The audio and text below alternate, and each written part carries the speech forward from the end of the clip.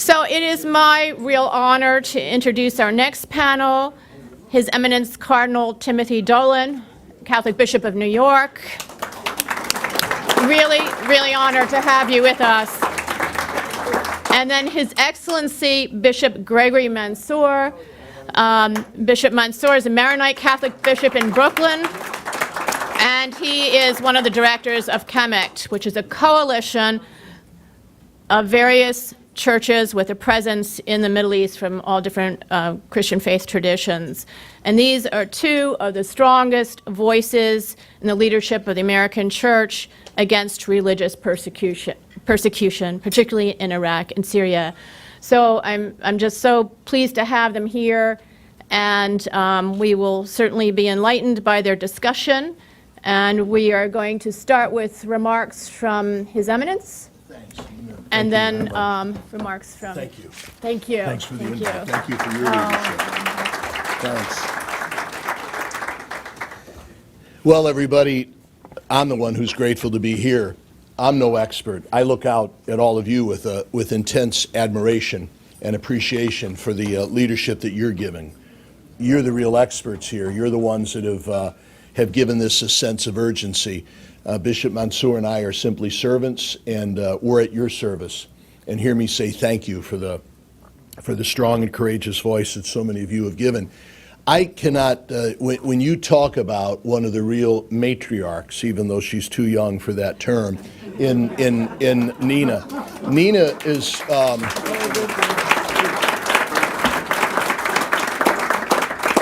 You can't say no to Nina. I think 30 years ago, we began to work together when I was at the Nunciature and you were with the Puebla Institute. So, boy, oh boy, thank you for what you've done. You've been indefatigable, you've been courageous, and we're all in your debt, Nina. And so when she invites, you show up. And the chance to be with Bishop Mansour, I never pass that up, because he's a brother, he's a friend, and he's a real inspiration. And in this area, folks, he's got his ear to the ground. Because as you well know, with our beloved Maronite Catholics, they still have such intimate connections with their homeland of Lebanon, and that, of course, is the center for a lot of what we're speaking about today. Last night, I had the honor of speaking at the Jewish Theological Seminary, and I had spoken about the leadership of Pope St. John Paul II when it comes to Catholic-Jewish dialogue. And one of the things I mentioned was the fact that he made solidarity a kitchen table word, that the whole world now has that in their vocabulary. Solidarity meaning that we come together in trust, in prayer, in faith, for very noble causes. And I can't think of a more noble one than the one that brings us together this morning. Now, Nina asked me just to speak for 5 or 6 minutes or so to set the table. And I thought, so this is going to be kind of rat-a-tat-tat. But there's 7 points I want to raise with you. Something tells me none of them are going to be new, but we can't say them enough, and perhaps for you to hear me say it will again highlight it. 7 points. Number 1, everybody, is a sense of urgency. When it comes to the persecution of Christians, we are talking about an extraordinarily urgent issue. We are talking about an international emergency. This is not some nice idea. This is not some chic hobby. We are talking about life and death. We are talking about the survival of beloved, ancient, loving, Christian, innocent communities. We're talking about something that cannot wait. So that's my first point, a sense of international emergency, a real sense of urgency when it comes to the protection of Christians who are literally under the knife. Number 2, would be the demand to give this constantly accelerated and intensified publicity. We have got to become Johnny One-Notes on this issue, all right? We're not going to let it go. We are going to talk about Christians being beheaded, martyred, threatened, harassed, killed throughout the world. We are going to keep talking about it. We are not going to let it die. And that's why I particularly appreciate the people in this room who are already talking, and we're going to keep doing it. Number 3, all right? In talking about it, we have got to be blunt. We have got to call it what it is. We're talking about fanatical, Islamic, Christianophobic terrorism, and we should not be afraid to tag it as such. We don't need to get into euphemisms. We don't need to get into circumlocution. We know what this is about, and we have to tag it as such. Number 4, we've got to affirm genuine Islamic moderate voices. Not only to affirm them, but to rejoice when they're beginning to speak up, as I think they are in Egypt and Jordan. And we've got to urge them to accept the very blunt invitation of Pope Francis to begin to come forward. We especially have to convince the voices of genuine Islamic leadership here in the United States to speak up. I'm an American Catholic historian by trade, and traditionally for the last 100 years, because immigrants and religious refugees have settled in this country, they become advocates for the ones that they've left behind. And they can speak with particular eloquence about the virtues of religious freedom, religious amity, religious cooperation. So we've got to affirm those voices. We have to invite them and create a space for them, especially here in the United States. Now, I don't want to get off the track, but I know that's a particular challenge because sometimes it's very difficult to find them, all right? We mean it, I hope we do, we mean it when we say that the Islamic fanatical Christianophobic terrorists do not represent genuine Islam. But we also need to echo Pope Francis's invitation. We know it doesn't. Therefore, would those who do represent genuine Islam, would they begin to speak up to condemn in a full-throated way the atrocities that are being committed by those who claim to be acting on behalf of Islam. So a sense of urgency, increased unrelenting publicity, a sense of bluntness in calling this what it is, an affirmation where it's called for. Number 5, advocacy, advocacy, advocacy.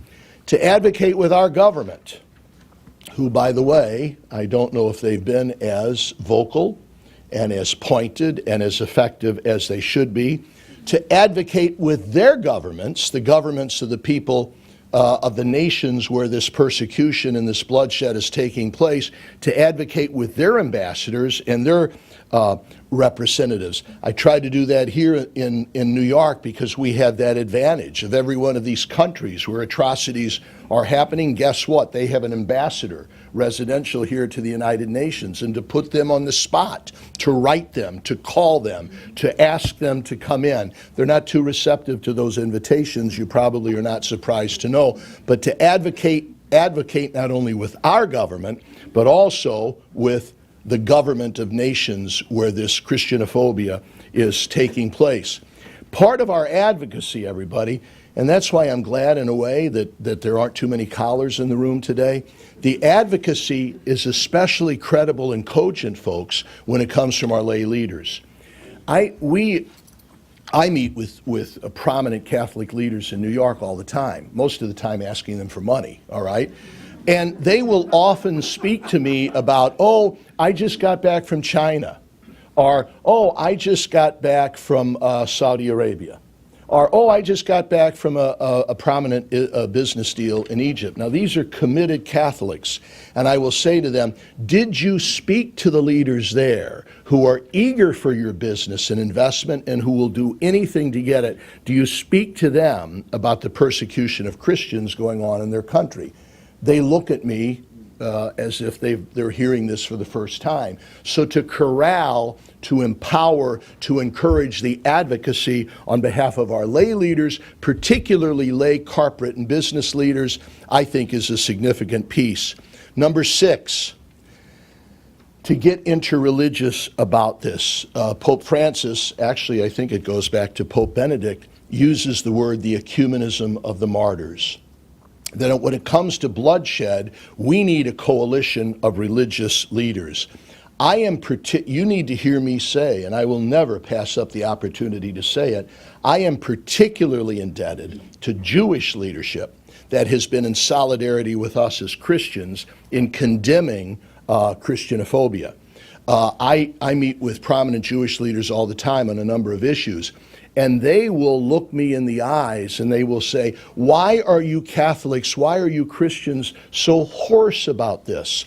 Take it from us. It will not stop. It will not go away. Take it from us who learn the hard way. You must speak up constantly and strongly, or it is only going to get worse. And they are at our side. Not long ago, Ron Lauder came in to see me. Does that name ring a bell? He's president, is it the World Jewish Congress? An extraordinarily effective leadership in anti-Semitism. And he came to see me and said, where are you guys? We need you. We need a World Catholic or a World Christian Congress. You need to do what we're doing. I am in admiration of what our older brothers and sisters in the faith, the Jewish community, as Pope St. John Paul II called them, they put us to shame in their advocacy and protection of their brother and sister Jews who are at risk. They are encouraging us to do the same. They are offering to stand shoulder to shoulder with us. Not long ago, I had the honor of speaking to the Anti-Defamation League. And the line that got the greatest applause was what I said: Jews and Catholics in America are now closer than ever because somewhere, someplace at this very moment, either a Jew, a Christian, or a Catholic is in the crosshairs of a fanatical terrorist, and we have to stand together. And it brought them to their feet. So we need the interreligious action here. We should not forget our evangelical brothers who are suffering as well. We should not forget the Church of the Latter-day Saints. I met with leadership this morning. They stand ready to help us as well. So there's the sixth point, the interreligious.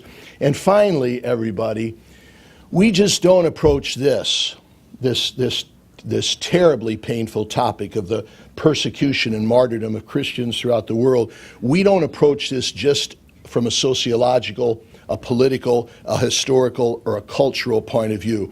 We can never forget the optic of faith. You and I are men and women of faith. So never, ever do we underestimate the power of prayer. Never, ever do we stop mentioning the suffering, persecuted Christians throughout the world at every single Mass. Never, ever do we stop reaffirming our faith in the famous statement by Tertullian that the blood of the martyrs is the seed of the faith. And never, ever do we stop in giving all the aid we can to those who are suffering persecution. I'm talking about groups that are represented here today: Aid to the Church in Need, Catholic Near East Welfare Association. There's an abundance of them, wonderfully effective organizations that are there to bandage the wounds of Christians who are in trouble. What Bishop Mansour and I hear from our brother bishops, there's also, and this is my final point, a great apostolate of the ears, of listening. And we listen to their pleas. We listen to them beg us not to forget them. I listen to my brother Ignatius Kaigama, who's the Archbishop of Jos in Nigeria, the center of Boko Haram, who says, why is it that when 8 or 9 people are martyred in Paris, that the world rises up, and I'm glad that they do. And when 300 Christians are kidnapped or butchered in Nigeria by Boko Haram, the world responds with a big ho-hum. He said, we can't let this happen. So to listen to the pleas, the cries, the anguish. Last week, I was able to host Archbishop Jambart, the Melkite Catholic bishop in Syria, whose words left me breathless, whose words left me with a combination of sadness, guilt, helplessness.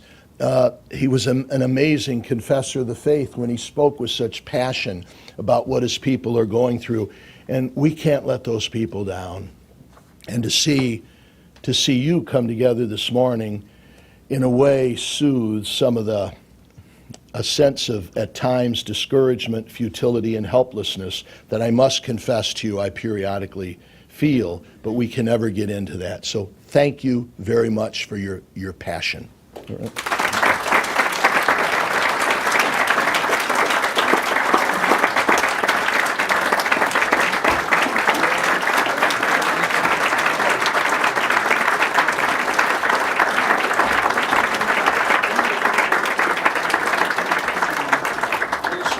There's an old saying among bishops, we don't like standing ovations, because then you can't get to your wallets. So sit down.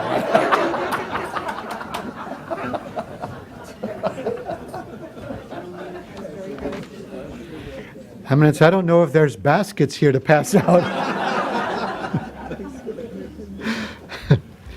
Eminence, thank you for the beautiful passion that you bring to it. And I'd like to now put some of this in context for us, and then we'll open it up to questions and answers, because as His Eminence says, there's more wisdom among you than there is among the two of us. So first I'd like to say, Cardinal Dolan I'm not sure of his particular role, but he is the president of Kanewa, who is the Catholic Near East Welfare Association. We have Michael Lasivita, who represents them.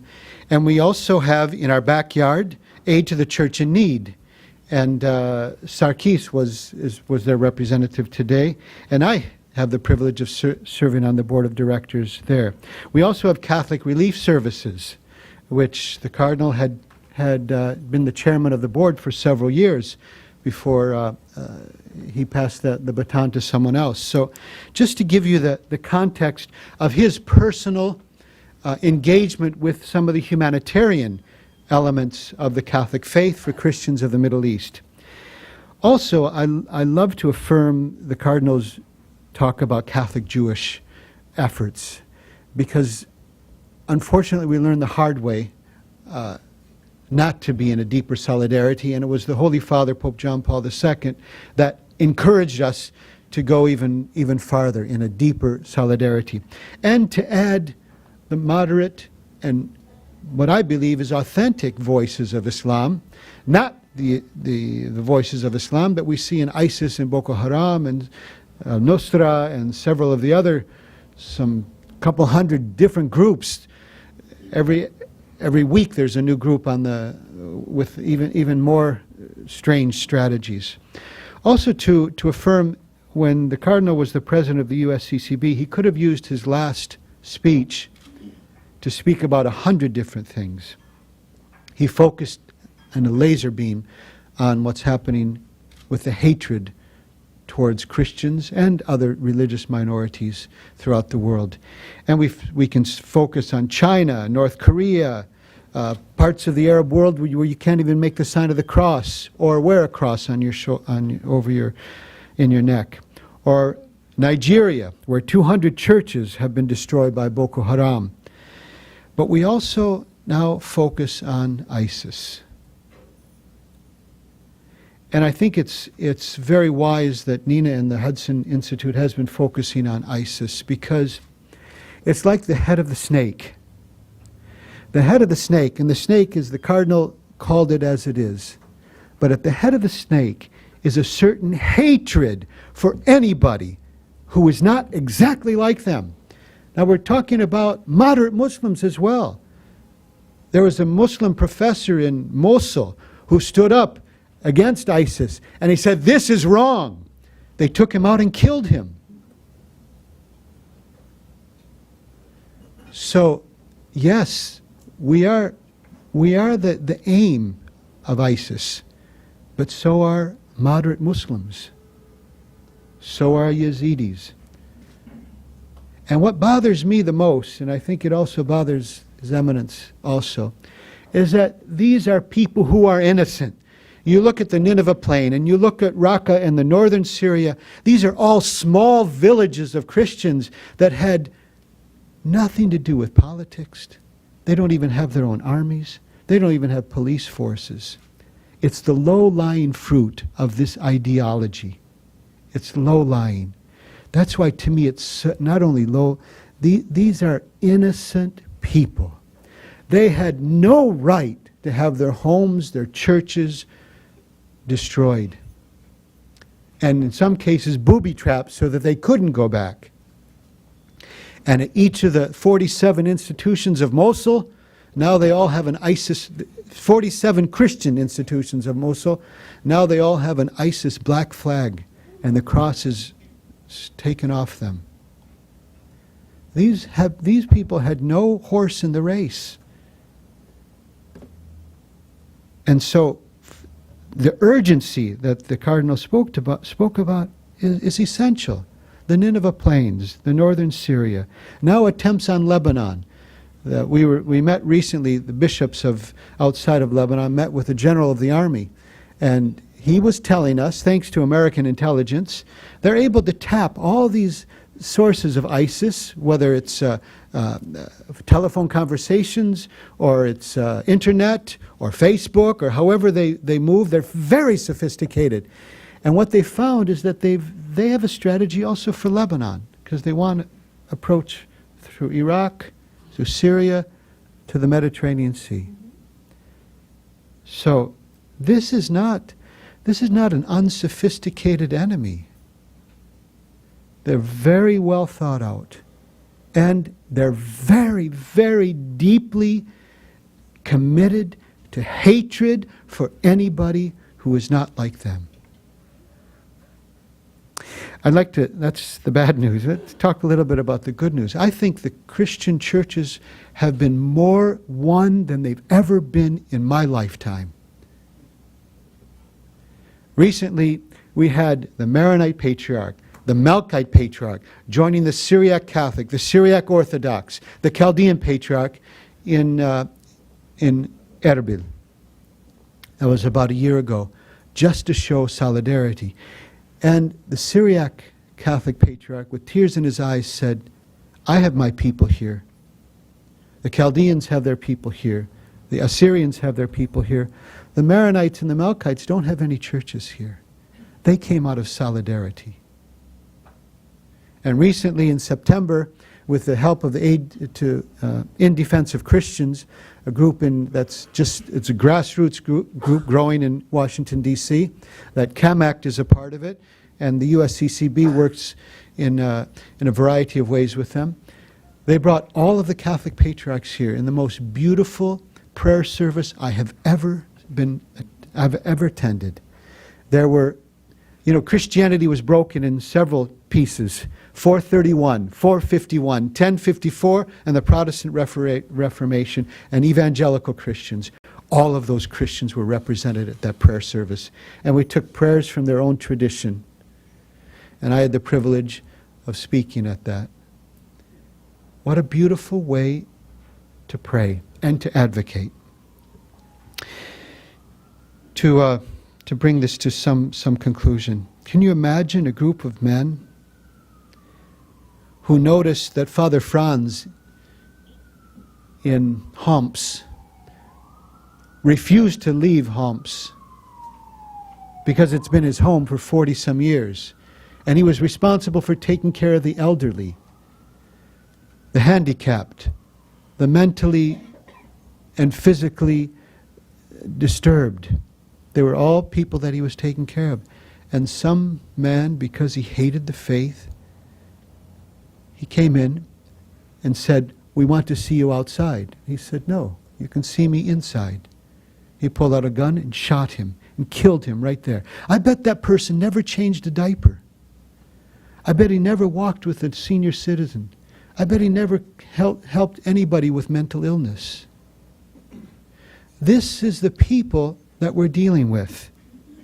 Now, are we trying to fuel the flames of hatred? No. But defiance? Yes. Hatred? No. Defiance? Yes. When Jesus said, turn the other cheek, he didn't mean we become a doormat.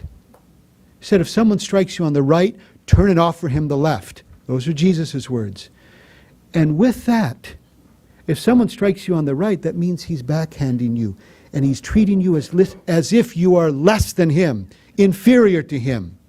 And so Jesus said, put your face back into his face and say, now strike me as a man with your right hand. That's very different than being doormats. So there has to be a little bit of defiance. And I'd like to close with this beautiful story. Have you heard of Mariam of Karakosh? Some of you have?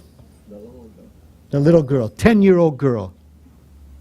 She was interviewed by a Lebanese television station. And the interviewer said, how long have you been here in this refugee camp? 4 months. Don't you think God abandoned you? No. God saved us from Daesh. Daesh is the acronym for ISIS. God saved us from Daesh. Then he said, well, don't you hate Daesh? No, I don't hate them. He said, would you forgive them? She said, yes, I pray that God would forgive them. But what they did was wrong. 10-year-old girl. And then he asked her, what did you miss most from your little town? She said, going to school every day. She said, at school I had a friend whose name is Sandra. And we would play every day. And when one of us would hurt one another, we would always forgive each other. We loved each other. And then she said, I miss Sandra. He said, maybe she's listening today. You know, 4 months later, they found her in Lebanon. So they put her on the television screen, and she saw Mariam for the first time, and she started to cry. And Mariam said, don't cry, Sandra. Don't cry. That phrase has now gone viral through the Middle East. Look at one side, ISIS filled with hatred. And look at this other side, filled with love and mercy and tenderness, but righteous indignation. Righteous indignation. And so, with that, and calling it as it is, not as the Cardinal said, not to brush all people who share the Islamic faith in the same way, we ought not to. Because right now, every person on earth needs to rally in that solidarity. For their sake, moderate Islam, moderate Muslims, for their sake, for our sake. And to stand up, as we heard earlier, to say to ISIS, this is wrong. We will stand in solidarity against you. We will fight you if we need to. We will do everything we can to stop you. And with God's grace and with the solidarity of all people, we shall fulfill the dream of Mariam of Karakosh to go back to her hometown and go to school with Sandra. Thank you.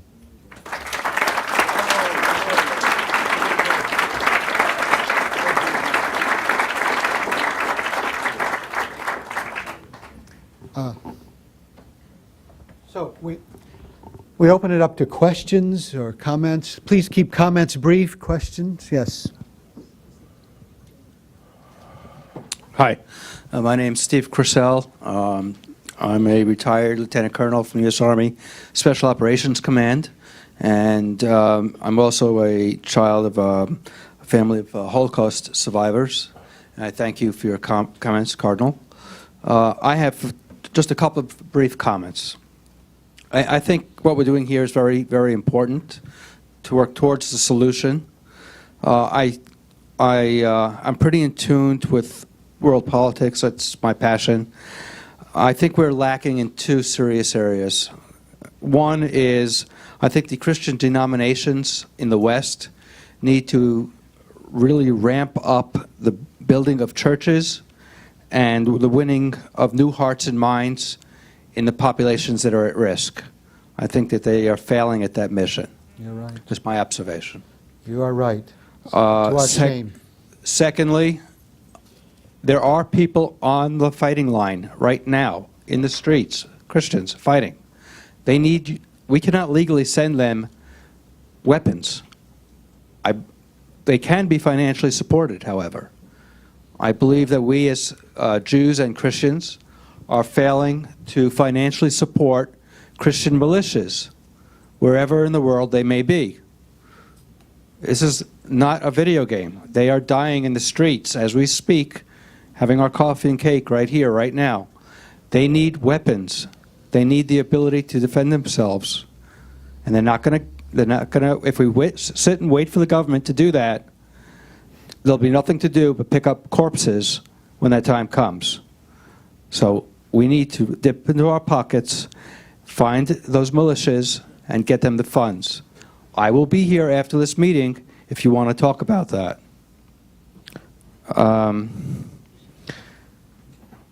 Just a closing thing here. You know, in the Bible, and I sadly, embarrassingly forget where this comes from, you could help me, that the statement about there being a time and a season for everything. Please, yes. I knew somebody would have that. It's my humble moment. So I say, we are now in a time and a season of war. We are in a season of war. Now, we need to step up to the plate, and we need to support or join, either one, whatever to each according to their means, the fighters in the East and in Africa, wherever they may be, so that they can defend themselves. Thank you. Thank you. Questions? Yes. Nice and loud, please. Okay. Wait for the microphone. Okay. I want to thank the Cardinal and you, Bishop, for speaking out so well. And I love the 7 points that you mentioned, Cardinal. Very important. I really believe that there needs to be a show of unity and the publicity and a stern call. Many of the things you said, and I think there needs to be a rallying for some kind of a march. And it needs to be a march in Washington, and there are enough groups between parochial schools, university groups, and the different denominations all coming together. There should be hundreds and hundreds of thousands of people, if not more. There also, I believe, needs to be a program where you adopt a family. If we could each adopt a family of those who are refugees and reach out to them. Another thing is bracelets with the names of the family so that people walk around and identify personally with stories like the ones you mentioned. Immigration reform, this is a select group of people, and I think everyone would agree they're under dire threat, and there should be something done. We shouldn't wait around like we did in World War II to hear about all of the people killed and then wonder 20 years later why we did nothing. Next, I think that there should be programs at universities right now because these are the most influential young people, and we should start with the Catholic universities. I'm at Fordham Law School, and I really believe that these issues are not being brought out enough so that the students understand what's at stake here and the moral leadership and the ethical leadership that needs to be brought to bear. There's also the Jackson Amendment was used many years ago by the Jewish community, and I think we need to attach something to trade bills so that we start to talk about what they're doing on an economic basis. Even more than getting people to just talk to people when they're there, let's make it like that Jackson Amendment. And also, we talked about the ICE's leadership. The leadership is Apathy leadership. My family's from Iraq. I'm very familiar. The people that are leading ICES now are Baathis. Many of them, that's why they're so well connected. It's very important we make that connection and the connection to the Baath National Socialists, to the Nazis. I wanted your comments on these issues. And one last thing, I think you need to have messengers sent to each community that might be under assault, telling them what resources are out there if they have to flee. So they have a crisis management plan to deal with this unfortunate thing that's happening to so many of these long-established and innocent communities. Thank you. Yeah, thank you. I would love to see a march on Washington, and I'd love to see Hudson evolve, and I would love to give the other groups, Christian, Muslim, Jewish groups, to invest in something like that. But and I think the other issues is about the press. Much more can be. I mean, we can. I mean, they can dig up all these things in the Catholic Church. God knows we were wrong, but our files are very easy. You can go into them very easy. But it takes a creative journalist to go deep into these things. If you go into some of the Arab societies and Islamic societies and look very careful at what you're saying, the Ba'ath leadership and the who's funding ISIS. Many of the leaders in the Middle East are saying, "Be careful. You're funding them in the West. Be careful. You might not even know it." So that kind of creative journalism would be very, very helpful. Cardinal, do you have something? No, thanks. You did it well. Okay. Yeah, I'm sorry. I looked over here only. I want to thank you, too, for coming today and for your remarkable comments. I actually have a question. Good. Good. I'm very encouraged that you've met with your Christian counterparts and your Jewish counterparts. Have you been meeting with the moderate Muslim counterparts, and if so, who? The United States Catholic Bishops has an ongoing dialogue in the East, in the Midwest, and in the West. A very active dialogue with Islamic leaders, and very healthy dialogue. Do you know more about it? Well, you know, yes, that is going on. It's going on with the Holy See, the Vatican. It's going on here in the United States. You know, they're tough to find. Not because they're not there. I don't want to contradict myself. They are there. But they are scared. And they suffer when they come forth. So that's why I so appreciated Pope Francis, especially saying what he hopes to do is to create a zone where they will feel free to come forward and speak. If you looked upon the, if you look at some of the scorn being heaped upon that wonderful Islamic scholar in Egypt, who at the leading Islamic university spoke in condemnation of his Islamic atrocities, if you see the threat he's under, if you see the peril that he's in, from a human point of view, it's understandable that some of them would be unwilling to speak. That's the point that I meant, and that anything we can do to encourage them to speak up, that's why I prefer to speak here, or that if we could find them here to speak up. But it's tough, even in our ordinary ecumenical and interreligious dialogues that we have on different groups, it's sometimes very difficult to find an Islamic representative. They themselves are splintered. That's the other thing we all need to do, is learn more about Islam, right? We're somewhat ignorant about Islam, as they are obviously about Christianity. We don't understand those divisions. We don't understand those different shades within the vast Islamic community. So, boy, do we ever have to engage them and find some way for them to safely begin to condemn this. I got in a lot of trouble a couple months ago because, and I probably didn't express it well, I was always very proud of my brother bishops. I wasn't a bishop then because we're talking about 35, 40 years ago. In Ireland, whenever the IRA would commit an atrocity, the bishops of Ireland were quick to say they do not represent the Catholic Church, and what they have done is antithetical to anything that is Catholic. Now, I got in a lot of trouble from my own Irish clans who said, how dare you compare the IRA to ISIS?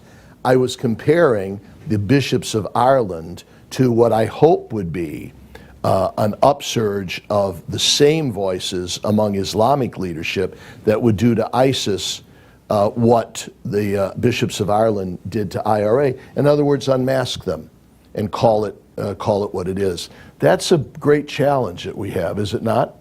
I think if we are very careful not to come down to the level of ISIS, of hatred, let them live on that level of hatred. May God punish them just to teach them a lesson.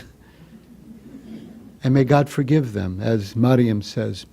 But as long as we are above that fray, it's not about hatred. It's about standing strong, defiantly against evil. And so I think as long as we can give that message, and every time I speak, I give that message, because I studied Islam at UCLA. And so I've come to appreciate it. There's two approaches. There's the one filled with hatred, in which you condemn the person and the crime. And then there's the one that condemns the crime, but honors the person. And I think if we strike that balance, we can. And that's the solidarity. You can't build solidarity on hatred. You can only build solidarity with a love and a defiance to evil. Yes. Thank you, Your Eminence, for coming and for your leadership here. You're one of the few people who, if you call a governor or a senator or even a president, your call will be returned. So I was wondering if you could give us a little bit of an insight into what the attitude is of our elected officials on this issue, and why do they appear to be so silent? And if they're not silent, what are they doing behind the scenes that we're not hearing? Well, one of the reasons I think they're silent is because, unfortunately, we have been. They always pay attention to the squeaky wheel, correct? That's why I so admire and appreciate our Jewish brethren. They aren't silent, and they get attention, and I'm thrilled that they do. So one of the reasons they're silent is because that we are. Now, they do sense somewhat of a mustering of forces within the Christians, the different Christian denominations in the United States. And that, of course, is why we have sessions like this today, to build that up and to solidify it, because they will listen. They seem, when I speak to them, they seem themselves to be, I don't mean this in a derogatory way, because I'd apply the same thing to many of us, they seem to be ignorant of the situation. I don't know if they realize it's that bad. I think they don't realize the precision of the target, namely to Christians. They think they kind of group all the atrocities that we hear about in so many of these suffering societies. They seem to group them all together. They don't realize that, no, we're talking about a well-oiled, coordinated, well-choreographed program of precise hatred and persecution of Christians. This just isn't some, arbitrary hatred here. This is very precise. This is very focused. They need to learn that lesson, and one of the things I do is try to show them. I will share with them. I have a mailing list where if I see a good article, if I see a good book, and thanks be to God there are many that are coming out, I'll send it to them. And I will say, you need to see this. I would like to talk to you about this. Our brother bishops, especially in the Mideast and Africa, they feel let down by us, the religious community in the United States. They really feel let down by the American government, that they esteem as a light, yes, they believe that we should be the source of justice and peace and equity and fairness, and we've been let down. The Archbishop Jean Bart, that the aid to the church in need brought in last week, he said it would be so. He said what's happening where he's at. Where is he, in Aleppo? Aleppo. In Aleppo, which is not far from the Turkish border. Right. He said the problem. He said right now things in Syria, we seem to be settling down a bit. In fact, he spoke so tenderly of his Islamic neighbors. He said, when our churches are burned, it's the local mosque that will come and say, let us help you rebuild. He said the problem is coming from roving bands from Turkey. And he said it would be so easy for your government to say to the Turks, we will not put up with that. And they will say to us, why does your government seem so set on making foreign aid and foreign investment contingent upon a nation's willingness to assure abortion or a redefinition of marriage, and not contingent upon the protection of religious minorities? They will say, we need to see the American government put the same teeth in their investment, in their diplomacy, in their trade negotiations, in their political negotiations, as they do in some of these other issues. And I think they're right. I think they're right. I'm just not talking about our government. I'm just not talking about our current government. I don't think we Americans get it. We bask rightly in the climate of amity and concord and interreligious cooperation that we have, especially, by the way, we New Yorkers, where you literally can't walk down the hall of the building you live without passing 6 other religions, all right? Neighbors. We find this shocking. We find this easy to ignore or easy to deny. So Part of it is the education. Even I like the comment of our children, for instance, need not to learn about this in their history classes. They need to learn about it in their current event classes because it is going on now. So one of the things our brother bishops will say is, please bring this to the attention of your people. Do they know this is going on? Does your government realize this? They will speak eloquently about, guess what weapons ISIS uses? American weapons. Now, that's not because we give it to them. That's just because they've managed to get them because the region is so flooded with those weapons from all the different excursions in which we have been involved. God forbid they would ever get a nuclear weapon, right? So this is to bring this constantly to the attention of our government.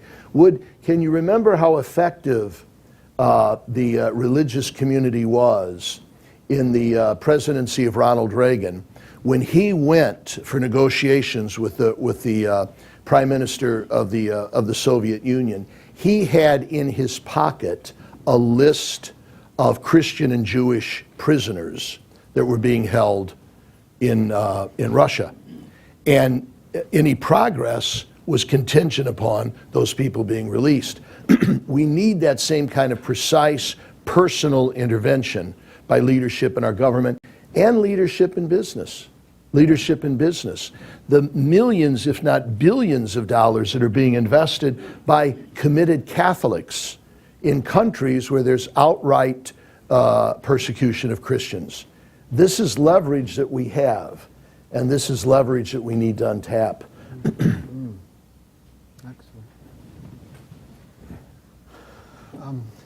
Young lady here, right in front. She's right in front. Thanks. I would think you and other leaders like the President of the Mormon Church, for example, could embarrass our leaders into bringing this to the front and not just skirting around. You know, I mean, I think a frontal attack like that might work. Because people are just, everyone's talking about it, but we need to put a head on it. Yeah. I think we'd all agree that our leaders often do a good enough job of embarrassing themselves. Sometimes we church leaders too, but that's right, to put them on the spot. So the gentleman who graciously, I think he may have exaggerated the clout that I have, but whenever I do have the possibility of meeting with political leaders, as I would, I will never fail to bring it up. And I'll find them kind of interested. I'll find them asking for more data, which I do not fail to supply. So I'm the one leader that is unfailingly speaking out, of course, is Pope Francis. And this is very effective. And the other thing we have to do, everybody, is not just criticize those who don't, but to support those who do. I'm thinking of heroes such as Congressman Wolf, remember, in Virginia, the magnificent work that he did. When people rise, I'm thinking of Jeff Fartenberry, I'm thinking of, you all know them better than I do, our political leaders that do have this as a high priority, to support them, to thank them, to invite them to gatherings, to reaffirm them. That's very important because their colleagues, when they see the increased attention and praise that is coming their way, they're going to want to get in on that and some of that honey, okay? So that's another way to do it. I think sometimes we make a mistake of being negative instead of affirming those who indeed are coming through. So I think we only have a few more. Rather than take another question, can I ask you, Eminence, to talk a little bit about what you would like to see us doing going forward? This gathering, this... Well, can I say a couple things? First of all, usually when I come to gatherings like this, I leave very inspired, so that only prompts me to reaffirm the appreciation that I express to all of you. One thing that does frustrate me, and put this in the right way, is that usually what I hear is your suggestions of what we need to do, we bishops. And we do need to do more, believe me. You must believe that you have more clout and credibility than we do. When Bishop Mansour, as he does, if he may be at the halls of Congress or if he might be at the White House or myself, they sort of say, yeah, they're in the business. They're obviously going to be talking this way. This is a self-serving agenda. When you say it, they sit up and take note. That again, I credit to our Jewish colleagues. Yeah, you will see some rabbis in leadership but Ron Lauder is not a rabbi. Abe Foxman is not a rabbi. All right, these are prominent, respected Jewish leaders who have the ear of politicians. They're not clergy. So while we can never shy away from our responsibility, I wonder if our job is more to encourage and empower you to do it, because believe me, you've got a lot more effect. That's not just true. That's just not true in this issue. I was chatting with Darla with one of our pet issues these days, our education investment tax credit that we're working hard in. Believe you me, the parents of our Catholic school kids have a lot more clout than me. So the days of fat, balding Irish bishops having a lot of clout, those are passing. The days of articulate, committed, prominent religious lay leaders, those are rising, especially in this area because it's the lay people who are being butchered. All right?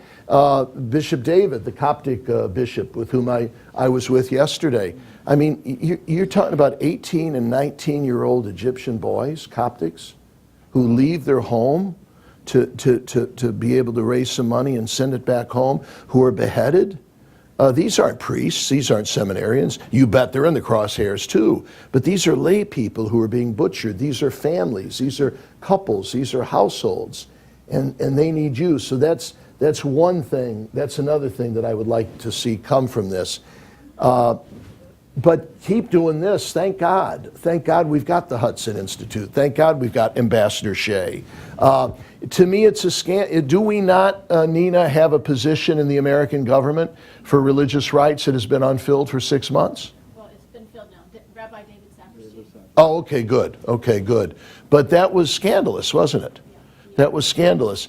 Do we not need to constantly, as I do when I know that Secretary of State Kerry is on the road somewhere, do I not need to write him and remind him, this must be on your agenda?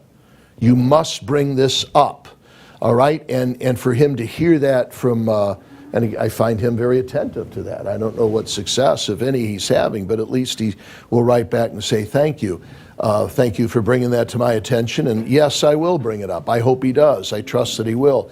When you all do it, it has, I think, enhanced clout. And also, don't forget all the humanitarian ways that we can help. You know, the gentleman in the back talked about us Christians rebuilding churches. Well, you know, that's a good start.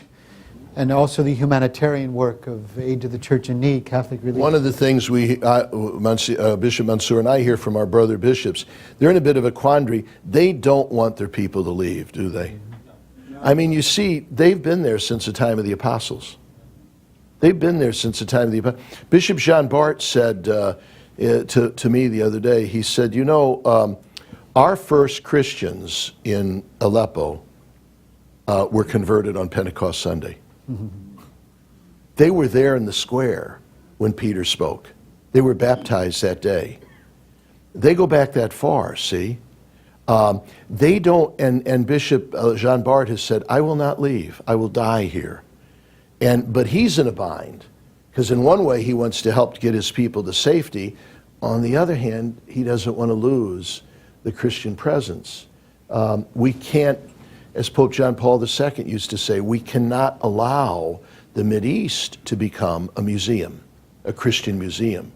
It needs to be a thriving, religious, vibrant community, which it has been for 2 millennia and is now at great risk. So, Nina? You give me inspiration. Thank you all. Thank you very much. Nina? My honor. Thank you.